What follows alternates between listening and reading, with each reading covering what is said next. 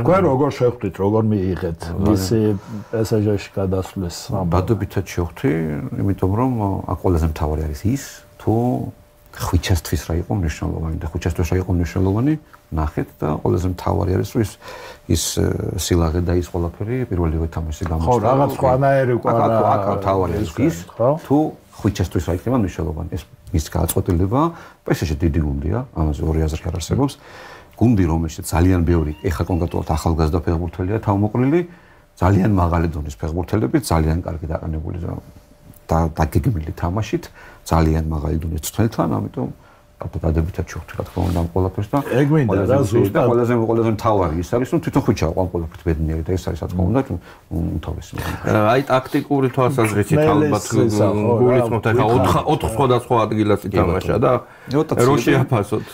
მანამდეც იგივე საკეთებდა პარი სენ-ჟერმენში, ლუის ენრიკე, იგივე ის სამეული რო ავიღოთ, ის არ თამაშობდა, შემტევი სამეული რო ავიღოთ, ხშირი იყო როტაციები. მოყვარულია ზოგადად ლუის ენრიკე ესეთი ფეხბურთის, ამიტომ ძალიან კარგია, მე ვფიქრობ. ყველა ფეხბურთელის და იგივე რა თქმა უნდა ხუჩასთვისაც ის რომ მას ესეთ უწევს, იმიტომ რომ ის ბევრად გახდება ისეთი არაპროგნოზირებადი, იმიტომ რომ მას ყველაფერი აქვს იმისთვის, რომ ითამაშოს როგორც 10-იანზე, ისე ითამაშოს რა თქმა უნდა ნებისმიერ ფლანგზე.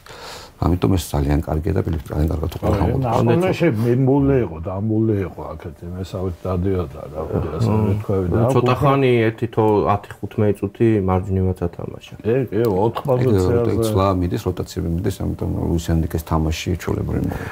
და ალბათ ეგ კარგია, ხო, ეხლა თუ გავითვალისწინებთ, რომ თავის დროზე ეხლა მესიმაც ითამაშა 9-იანზე და როგორც ფეხბურთელი ჯერ ისე რა იყო და უფრო გადიდდა და უფრო ისეთი და კვარასაც ალბათ შეეშველება. უფრო მრავალმხრივი ხდები, უფრო ახლოს ახალ კართან.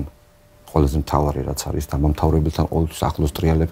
უფრო რთულად წასაკითხი ხდები მოწინააღმდეგის ცველებისთვის, იმიტომ რომ ხშირი პოზიციების ცვლა, იმიტომ ხდება რომ ასეთ აი ალღუ არა უღოს თქვათ იგივე ცველმა რომელიმე შემტევს. ხშირად პოზიციის ცვლა ყოველთვის დამაბნეველია მოწინააღმდეგის. ამიტომ ბევრი პლუსი აქვს ძალიან.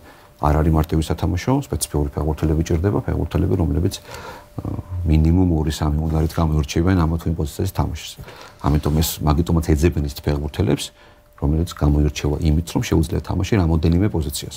ზოგადად მე დარწმუნებული ვარ, რომ ფეხბურთის ეს ტემპით ვითარდება, რომ საბოლოოდ მივიღებთ ისეთ ფეხბურთელებს, რომელსაც ძალიან ბევრ პოზიციაზე, თუ ყველაზე არა, ძალიან ბევრ პოზიციაზე უნდა შეძლოს. ჩვენთან რამდენია ეგეთი ახალგაზრდა ნაკრებში?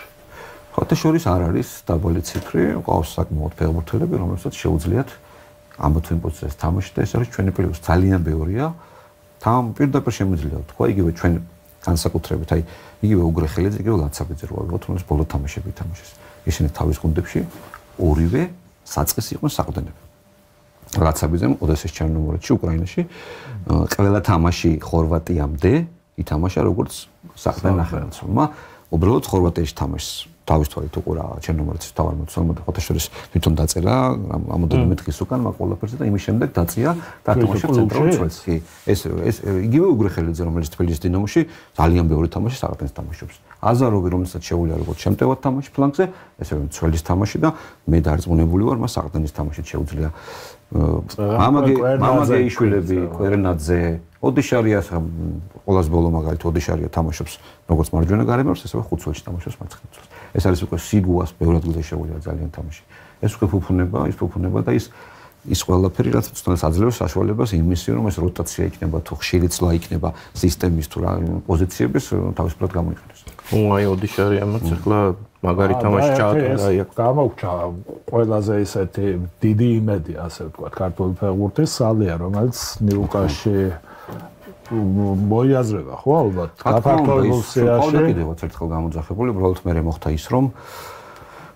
ის რომ ჩვენს 19 წამდე ნაკრებს ჰქონდა ძალიან სერიოზული შესარჩევი შვედეთში ძალიან კარგია რომ ერთ რაუნდში ვართ გასული ეს აუცილებლად გჭირდება ყველა ნაკრებში ჩვენ რა თქმა უნდა წარმატება ელიტ რაუნდში აუცილებლად ითამაშებს 19 წამდე ნაკრებში აუცილებლად იმიტომ რომ ჩვენ მაგ პერიოდში გვაქვს ამხანაგური თამაშები და ის ჭირდება 19 წამდე ნაკრებს და 19 წამდე ნაკრები და ეს თამაშები კიდევ იქნება უკვე ის დონე, სადაც ჩვენ შევაფასებთ მის მდგომარეობას და გადავწყვეტ საბოლოო ჯამში მოხდება თუ არა უკვე საბოლოო სიაში ევროპის ჩემპიონატზე მას ყველაფერი წინ აქვს ძალიან პატარაა როგორც მას ესევე არის კიდე რამოდენიმე ფეხბურთელი პატარა რომელიც ჩვენთან გაფართოებულ სიაში არის და მას ვადასტურებ როგორც სალი ესევე კიდევ არის ორი ფეხბურთელი რომელიც პატარები ჩვენთან არიან გაფართოებულ სიაში მაგრამ მათ უნდა იცოდნენ ერთი რაღაც რომ ისინი პატარები არიან მათ ყველაფერი ჯერ კიდე წინ აქვს და ამიტომ მათ უნდა მოახერხონ ის რომ ისეთი გამორჩეულები იყვნენ ამ ასაკში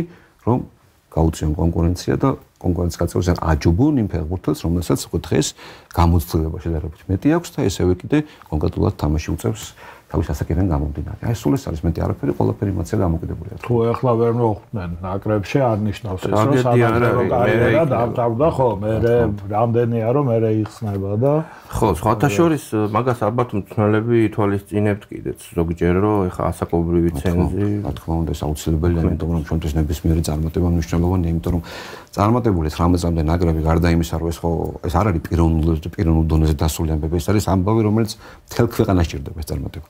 იმ თაობას ჭირდება პირველ რიგში, რომელიც დღეს არის 19-მდე ნაკრებში. ეს 17 იქნება თუ 18 მნიშვნელობა არ აქვს, იმიტომ რომ ის ფეხბურთელი, რომელიც დღეს 19-მდე ნაკრებში და გუნდი, რომელიც წარმატებული იქნება და ითამაშებს თუ მოახერხეთ ეს ყველაფერი ევროპის ჩემპიონატზე, ეს ნიშნავს, რომ 21-მდე ნაკრებში და მნიშვნელობა არ აქვს თვალები ვინ იქნებიან. ამოვლენ ის ფეხბურთელები, რომლებსაც უკვე მენტალური მდგომარეობა აქვს გამარჯვებულის. და ეს არის უდიდესი პლუსი, რაც შეიძლება მივიღოთ ჩვენ და ეს არის ასაკობრივი ნაკრებების დანიშნულება, რომ აი ამ რა თქმა უნდა ფეხბურთელის მიწოდება პირველ რიგში და პლუს ამას ემატება უკვე ის მენტალური მდგომარეობა და ის მენტალურად გამარჯვებული ფეხბურთელი და გუნდი, რომელიც უკვე შემდეგ ნაბიჯებს დგავს იმისთვის, რომ საბოლოო მიზანი მოხდეს და მოხდეს ეროვნულ ნაკრებში. ხო, ეროვნულში მიდიხარ გამარჯვებულის დავიწყე. კვარა აიწეღან რო ახსენეთ, მაშინ 17 წლის იყო, როცა ითამაშა თქვენთან, იქ ცხვირი ქონდა გოლი მაშინ, გაიტეხა პირველ თამაში, გოლი გაიტანა და მე გაიტეხა თამაში აღარც უთამაში. ვერონი ვერ ტყვის რომ გინდა თუ არ იტალიის წავანი მასწავლა, მაგრამ ის რომ მას დიდი პოტენციალი ჰქონდა რომ დიდი ფეხბურთი ეთამაშა და ეს რომ მოსალოდნელი იყო, რა თქმა უნდა სპეციალისტები ყველა მაშინვე ამჩნევდა ამ ყველაფერს, იმიტომ რომ ის იყო უკვე მაშინვე ის იყო ფეხბურთელი, რომელსაც შეეძლო ნებისმიერ სიტუაციაში განსხვავება გააკეთებინა მინდორს და სწორედ ეს არის თავალი გამოსარჩევი, რომ არსებობენ ფეხბურთელები, რომლებიც აკეთებენ განსხვავებას. განსხვავებას თამაშის დროს და ესეთი ფეხბურთელის ყოლა ძალიან მნიშვნელოვანია ყველასთვის, იმიტომ რომ ესეთ ფეხბურთელს შეუძლია ცუდად წასული შინაარსი თამაშის შენ სასიკეთოდ მოატრიალოს. აი შენც ვერ ერევი მაგ დროს როგორც ძნელი, ვერ აკეთებ ჩარევას, იმიტომ რომ რაღაც მომენტში გაჯობა, ცუდად მიგდეს და აი ფეხბურთელს თავის ინდივიდუალიზმის ხარჯზე შეუძლია რომ ეს ყველაფერი პირიქით დაატრიალოს და აი ესეთი იყო ყოველთვის თავიდანვე ისიც და რა თქმა უნდა იგივე ზუკაც და იგივე გულიაშვილი ბევრი იყო კიდე იქ ფეხბურთელი, რომელსაც შეალბობლებს გაკეთებდა.